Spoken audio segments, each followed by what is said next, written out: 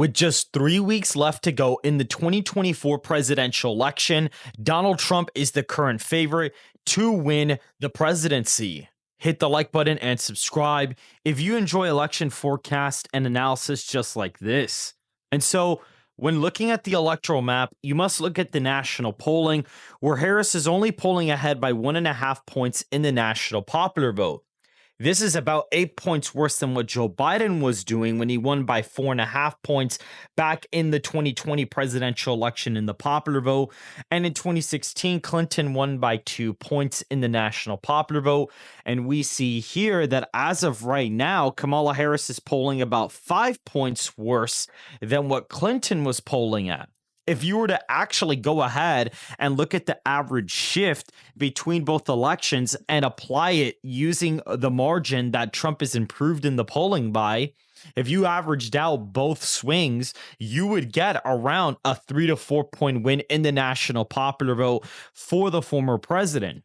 The same exact polling error may not be guaranteed to happen, but my current national aggregate, where I reweigh all of the polling data, is actually expecting a pretty bad miss in the polling to occur, especially with first-time voters that are voting for Donald Trump being excluded from likely voter models due to their infrequent voting patterns. We can even see in all the swing states that Donald Trump is ahead in the battlegrounds, and he's leading in all of the swing states, including the state of Michigan by a lean margin. The only swing state he's not leading in is the state of Wisconsin now. And so he's heading into an election where he's going to get about almost 20% of the black vote. He's going to crack over 40 with Hispanics, and he'll probably crack over 40 with Asian/other voters in this election cycle, which will be a massive improvement because in the last election, you could see right about now, he's doing about a point better with white voters, as you can see right there. With African Americans, he's going to perform significantly better, doing roughly about 12 points better with them. Kamala Harris underperforming Joe Biden with African American voters. We see Hispanic voters. That's going to be a much better margin for Donald Trump. He's going to close the gap by a decent amount. Kamala Harris will fall with Hispanics by quite a bit. And we even see with Asian voters, Donald Trump's also going to make massive inroads with Asian/other voters and will definitely give him a very big edge in the national popular vote. Since he is gaining with every single demographic, there's practically no path for Kamala Harris to actually win the White House. And so when looking at the electoral map now, we can see that this map is going to look massively different when you look at the 2024 election results. And so for the safe Republican states, we have Utah, Idaho, Montana, Wyoming, the Dakotas, all of Nebraska except the 2nd Congressional District, Kansas, Oklahoma, Arkansas, Louisiana, Mississippi, Alabama, Tennessee, Kentucky, Missouri, Indiana, West Virginia, as well as Alaska, South Carolina, as well as Iowa and Ohio will now be in the safe Republican column, as well as Maine's 2nd Congressional District. All of these will be in the safe Republican column, including Iowa, Ohio, and Maine's 2nd Congressional District, all rural working class areas, which will be trending Republican compared to last cycle. Iowa and Ohio especially have had a huge dynamic shift in the Trump era and will continue to do so, as this is Donald Trump's 3rd consecutive run for the White House. And so they will now be in the safe Republican column, given the national popular vote win of about 3 points for the former president alongside their Republican trends. Looking at the safe Democrat states, there are only a few. Kamala expected to win California by 21 points, the District of Columbia by only 74 points, Maryland by only 25 points, as well as 26 points in Massachusetts, including a 29-point victory in the state of Maryland, giving Harris just 81 electoral college votes in the safe column, plus Maine's 1st Congressional District, which puts her at about 82 electoral college votes. Looking at the likely Democrat states, we have Washington at 11 points for Harris, as well as Oregon at 9 points for Harris. So they will basically become more Republican than what they were last cycle. You could see Washington's going to gain around roughly an 8-point lead for Republicans. Oregon, roughly give or take, is also going to be a similar shift. So they are going to move with the nation, considering that the white vote will be shifting to the right by a pretty decent amount.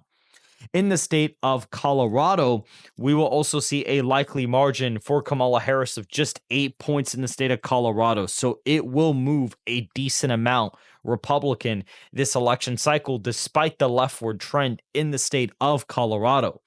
Illinois just coming in at a 10-point win. That is a 7-point underperformance compared to Joe Biden's victory of 17 points back in 2020, signaling that Kamala Harris has a big African American vote problem, especially amongst younger African American men, which they are very prevalent in the Chicago area.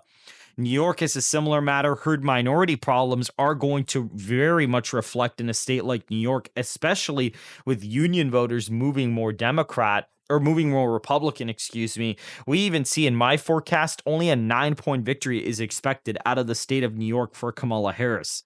Connecticut, Delaware, and Rhode Island will be in the likely Democrat column, as well as New Jersey at just 7 points for Kamala Harris, a way closer margin compared to the 16-point win from last cycle. So the state will trend Republican compared to its previous result from the 2020 election, presumably due to Hispanic shift and white American shift in nationwide.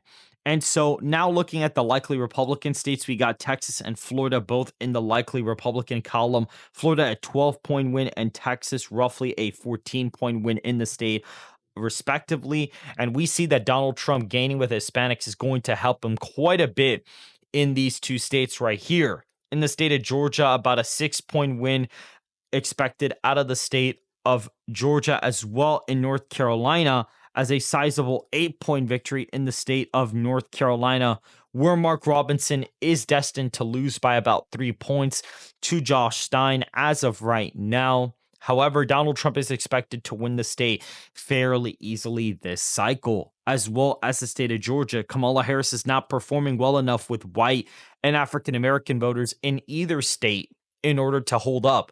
Even as of the first day of early voting, we actually see that record-breaking turnout came out, and the electorate was actually more white than what it was in the first day of 2020 in the early vote in the state of Georgia, which signifies that high turnout will actually be a bad thing for Democrats come this time around.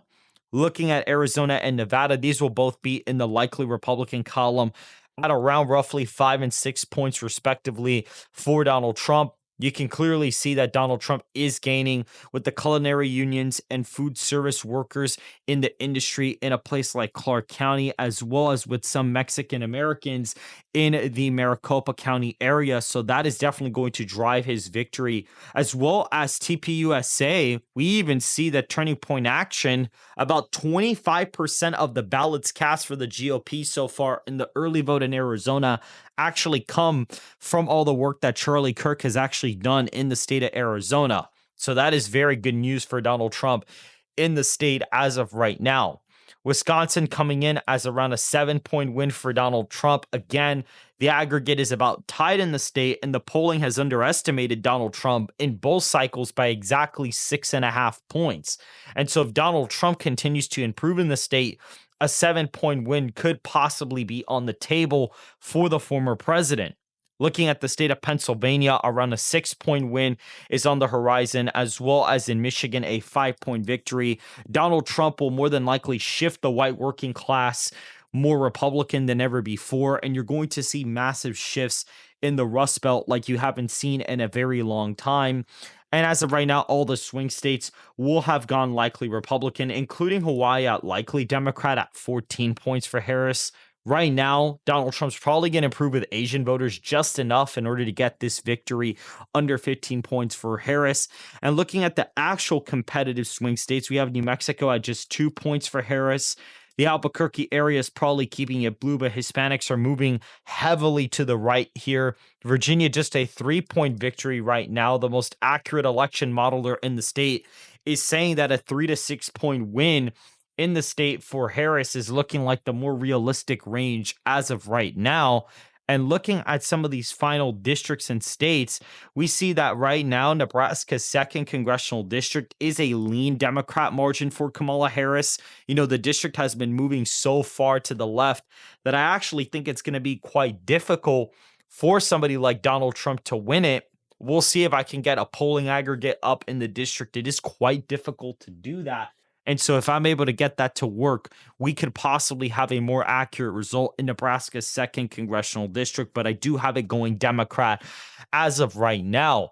And looking at New Hampshire and Maine, these are both tilt Democrat states on the verge of flipping to Kamala Harris as of right now. And we see in the state of Minnesota in this video a 0.6 percentage point win in the state of Minnesota for Donald Trump, the latest flip in this forecast. So Donald Trump, as of right now, is winning 322 electoral college votes to Kamala Harris's 216 electoral college votes. Make sure to hit the like button to subscribe if you want more content just like this.